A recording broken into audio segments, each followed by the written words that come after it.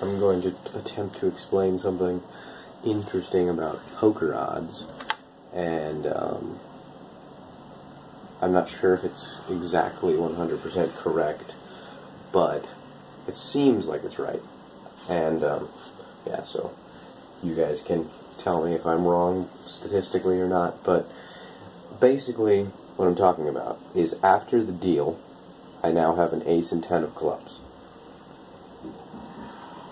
I'm looking to calculate the odds of of each card next, and I know that this is possible with software, and obviously I can do all the calculations in a long way, but I'm thinking that what I can do here is the hard part about it is that we already know 2 cards are gone, so it increases the likelihood of getting any of these other cards.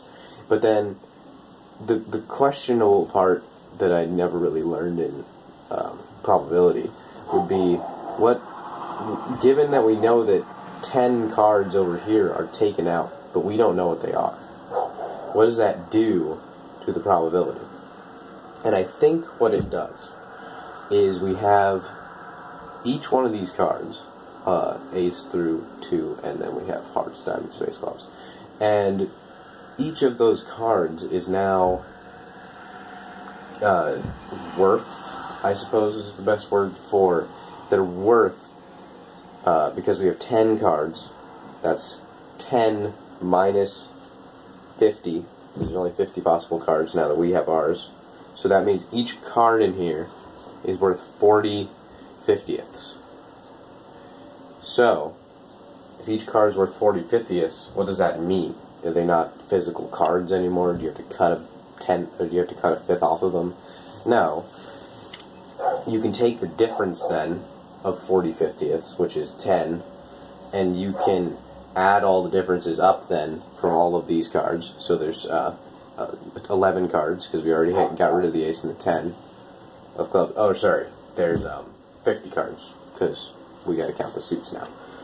And so there's 50 cards, and each one of them is now only worth 40 50ths.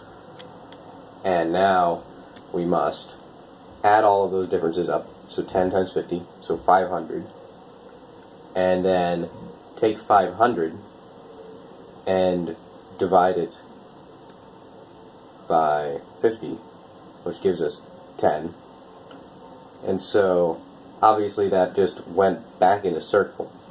But that was to show that just adds another 10 cards, so each one of these rows is worth 4, and we'll just call them jokers. We'll just give them like the dollar symbol, and it adds another 10 cards, and then we'll put 2 more down here, and we'll get rid of 2 of them. Now that adds 10 more cards to the hand that are essentially worthless. And so that makes it so that the odds of getting any of these cards is 50 plus 10.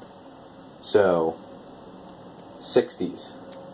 So the odds of getting one of these cards is not 40 50ths, but, or not,